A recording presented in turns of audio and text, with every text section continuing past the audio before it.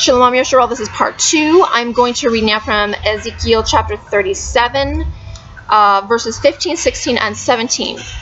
Time does not permit me at this time to read through the entire passage of Ezekiel chapter 37. I would love to do that at a later time, Lord willing.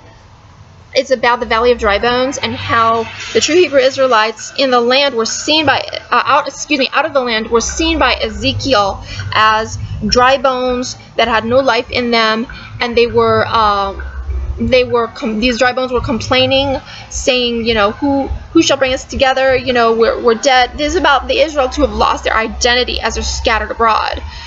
And then the Lord, the Most High, brings them together. The dry bones come together, sinews come together, and they become a mighty vast army. This is about coming back as Israelites again. So, this verse 15, 16, and 17, I will read. The word of the Lord came unto me, saying, Moreover, thou son of man, take thee one stick, and write upon it for Judah, and for the children of Israel, his companions. Then take another stick, and write upon it for Joseph, the stick of Ephraim, and for all the house of Israel, his companions. And join them one to another into one stick, and they shall become one in thine hand. So, this is about the Israelite nationhood coming back together again in the land of Israel. I heard the Most High say, quote, I'm reading now, My nation shall be split at first, then you shall join them together. This is my endeavor, what I aim to do as an Israelite from the tribe of Ephraim. The first stick was talking about the southern tribes, the nation of Judah, which is ruled by the tribe of Judah. So Judah is ruling over the tribe of Judah, the tribe of Levi, and the tribe of Benjamin. They recognize this. Go back to the GOCC videos. I'm not going to go over it. Time does not allow. But they're black. The native tribes of Judah are the so-called black man. The northern tribes of Israel get their stick. Okay, the tribes of Israel is for Joseph. I'll do later videos about Genesis 49, Genesis 50, talking about Joseph and Ephraim. Joseph has this stick. Joseph is split into two separate tribes, which is Ephraim and Manasseh, which are the two sons of Joseph in the land of Egypt. Ephraim is the greater tribe, Manasseh is the lesser tribe, or some people call them a half-tribe of Manasseh. They are one as the tribe of Joseph, led by Ephraim. So written on the stick of Joseph is the name Ephraim. They are going to become one in his hand, which is the Most High's hand, I believe. So continuing on from what I'm reading here. I believe that the Most High has revealed to me that I am Shiloh. Shiloh has come. I'm going to tell you the story of the boat now. Approximately 2011, when the Most High was speaking to me, revealing to me that I'm actually not an Edomite as the GOCC claimed, and I accepted when I was a member of their church for 9 months. He revealed to me in my private study time when I was observing one of the feast days, which I believe was the Feast of First Fruits at that time. I had all my books out, my Bible, my concordance, and he revealed to me in the spirit that I was from the tribe of Ephraim, and I was researching the ships of Tarshish at the time, and it was so amazing. He just put floodlights in my brain about who I was as a tribeswoman of Ephraim. Then he led me into my kitchen to look out the window. Out the window, I saw the backyard of the house I was living in at the time, and there was a giant oak tree in view out that window. I saw a vision of myself under the oak tree with a giant wooden boat, and in my hands were tools. They didn't look like power saw or complex tools. It was in my left hand, I don't remember seeing what it was specifically, but in my right hand specifically, I saw a hard mallet. A mallet is for hammering nails or wooden pegs into something, like into a wooden boat. This was a brown boat, so it was made out of wood, and it was not like a 40-footer. Maybe it was something approximately 25, 30 feet at the max. And it had kind of a round oblong shape to it, I remember. And he said, I remember very clearly and have never forgotten these words. They have lived with me since that time. Build me a boat like Noah. I was struck by the fact that I couldn't find my husband or children anywhere in that vision. They were absent from the picture. And I didn't know why, and it distressed me greatly. From that time forward, I've always been examining the scriptures to figure out what is the meaning of this vision, and trying to figure out what the Most High wants me to do with this vision and without this vision. And I believe the Most High wants me to build a physical boat, like Noah built a physical boat, for the return of Israel into the land. I don't know much more besides that. I've been inquiring from him how this is going to get accomplished. He keeps telling me, you need me and no more. So, the Most High delivered plans unto Noah.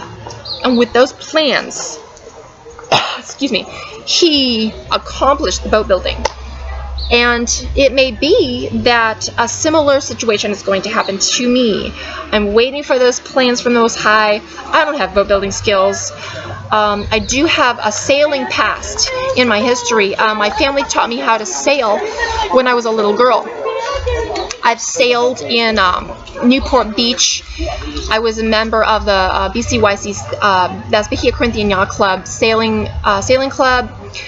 As a child, age 8, age 9, age 10, age 11. And I learned how to sail a sabot, which is a very small boat built for one person, 2 people maximum. That's how they teach children how to sail. And I manned this little 8-foot sabot by myself, and I learned how to rig the boat, learned how to sail with a tiller and starboard, leeward. I mean, how to do this. And that's all I know. My stepfather is a boat owner, and I have sailed on his boat as well. I haven't been the skipper, but I have sailed on the ocean with him in his 25-footer. But that's about it. I don't own a boat personally at this time, and it's been ages since I've been in a boat. It was part of my childhood, but that's pretty much it. I mean, I believe I could return to the ways of Israel using this boat somehow. That's what I'm telling you. I don't know much besides that, but I believe this is part of the ships of Tarshish. You can watch my videos about the ships of Tarshish later on. Okay, I have 8 minutes, so I have to be mindful of the time. I want to keep this video under 15 minutes if I can. So, now, I am going to continue reading. I believe that the Most High has revealed to me that I am Shiloh. Shiloh has come. So I've told you about the boat story. Now, don't think that embracing National Socialism can save the white tribesmen. Okay, what am I doing here?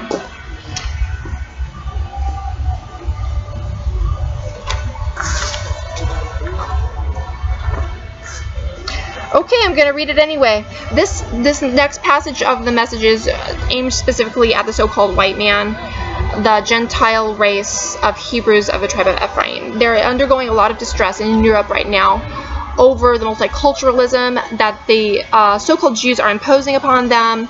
They're losing their nationhood, and they're very distressed about the refugees coming in from Syria being forced upon them. Islam is taking over. Sharia law is being implemented incrementally, and they're very concerned about that. And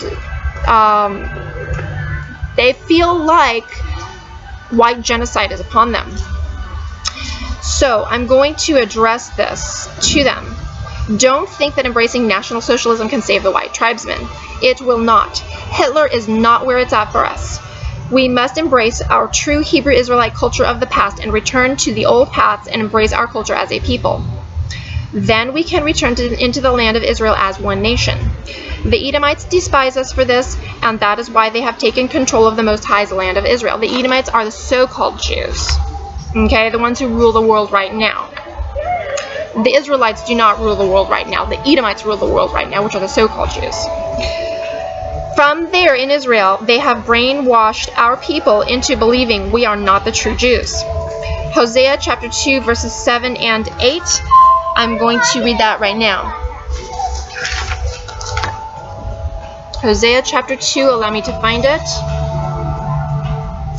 Verses 7 and 8 says, "And she shall follow after her lovers, but she shall not overtake them, and she shall seek them, but shall not find them. Then shall she say, I will go and return to my first husband, for then was it better with me than now.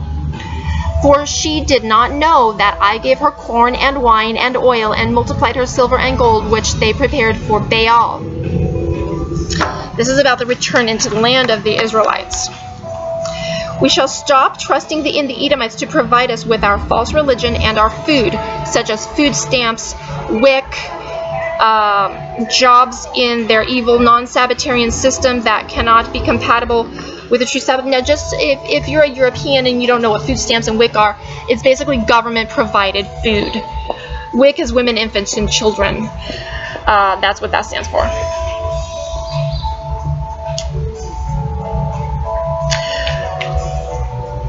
"We shall stop trusting in the Edomites to provide us with our false religion and our food, jobs in the evil non-Sabbatarian system that cannot be compatible with the true Sabbath, which is biblically determined by the new moon day, the lunar Sabbath. The first visible sliver of the new moon is the first day of our month. Vernal equinox tells us when to start our new year as Hebrews."